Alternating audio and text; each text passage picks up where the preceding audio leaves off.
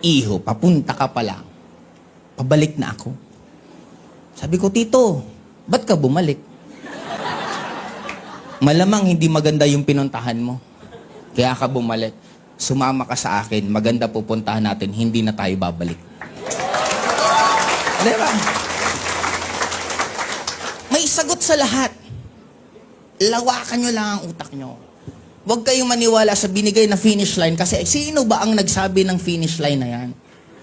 Ang gumawa ng limit na yan, yan yung mga tao na hindi nagtitiwala sa sarili nila.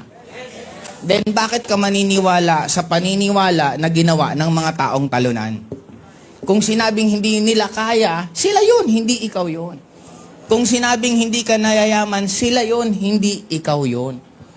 Kasi ang dami ko rin pong naringgan nung nagsisimula ako, pero wala akong pakialam sa kanila. Kasi sinasabi ko lang lagi, kwento nila yan, hindi yan kwento ko.